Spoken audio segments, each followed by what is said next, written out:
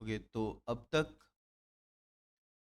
हमने देखा कि डेटा को बेहतर समझने के लिए frequency count, descriptive statistics and data visualisation using charts and वो हमने देखा।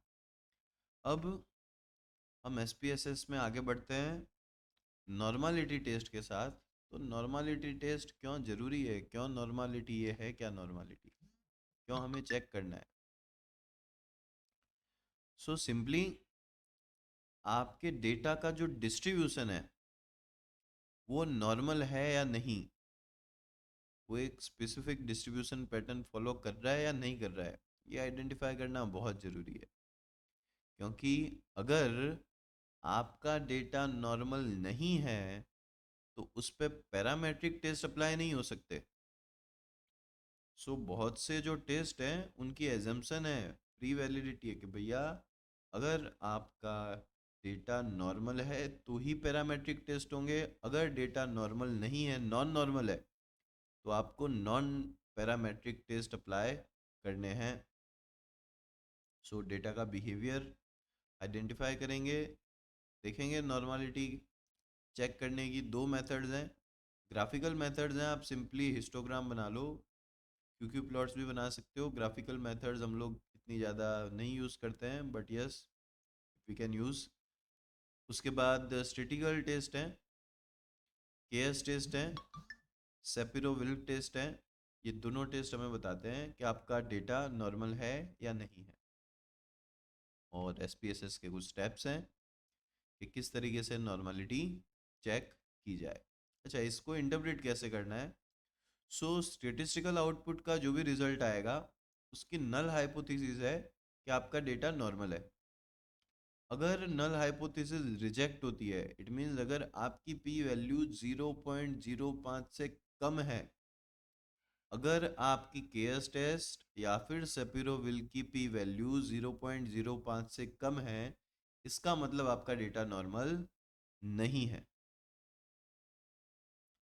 सो बस simply this is the normality.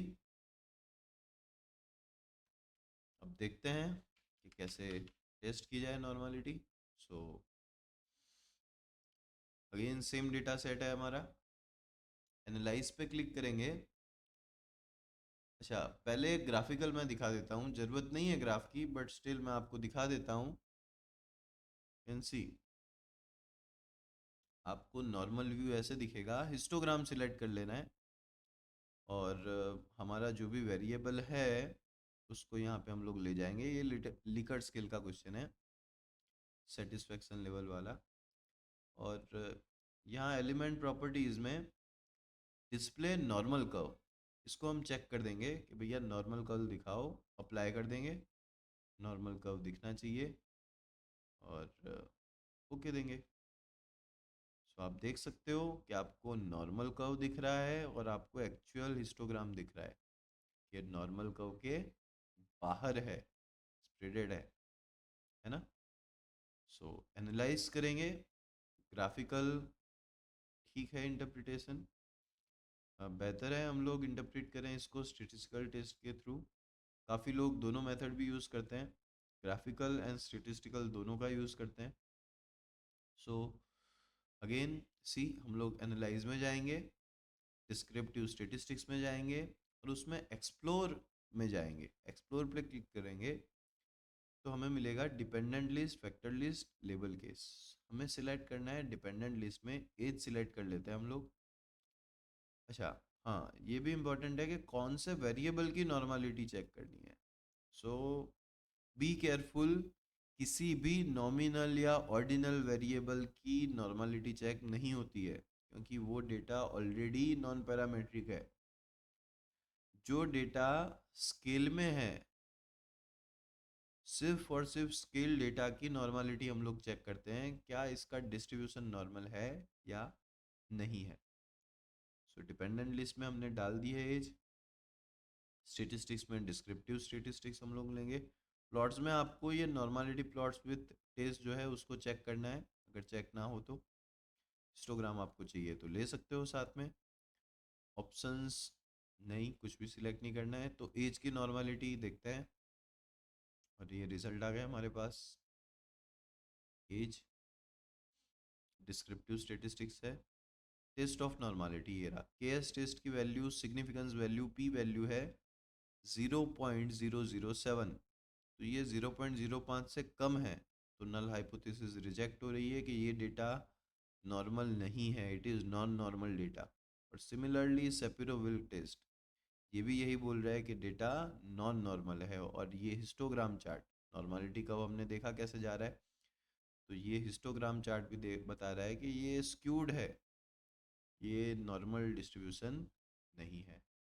एक बार वापस रिपीट करेंगे, मैं एज की जगह आपको ये जो लिकर्ट स्केल वाला क्वेश्चन है इसको भी लेके दिखा देता हूँ किस तरीके से रिजल्ट आ रहे हैं। So you can see descriptive statistics ये रहा। सिग्निफिकेंस वैल्यू 0.05 से कम है, सेपिरोविल्क में भी कम है, तो डेटा नॉर्मल नहीं है। और ये हिस्टोग्राम, ये क्यू प्लॉट आप देख सकते हो। सिंपली ज़्यादा कॉम्प्लिकेटेड नहीं करते हुए आप इन दो पी वैल्यूज़ के बेस पे डिसीजन ले सकते हो कि आपका डेटा नॉर्मल है या नहीं है। सो इस वीडियो में इतना ही। अगेन मैं बता दूं कि नॉर्मलिटी इज़ वेरी इंपॉर्टेंट। अगर आपको आगे टेस्ट परफॉर्म करने हैं तो कौन सा टेस्ट लगेगा वो डिसाइड करेगा कि आपके डेटा नॉर्मल है या नहीं है। नॉर्मल है तो टेस्ट अलग है, नॉन नॉर्मल है तो टेस्ट अलग है। सो आज के वीडियो के लिए इतना ही। आगे हम लोग देखेंगे कि क्रॉस टेबुलेशन कैसे किया जाए, और उसके बाद हम लोग देखेंगे कि पैरामीट्रिक टेस्ट कौन कौन से है, कैसे यूज़ करेंगे, और नॉन पैरामीट्रिक टेस्ट कौन से है। So thank you so much.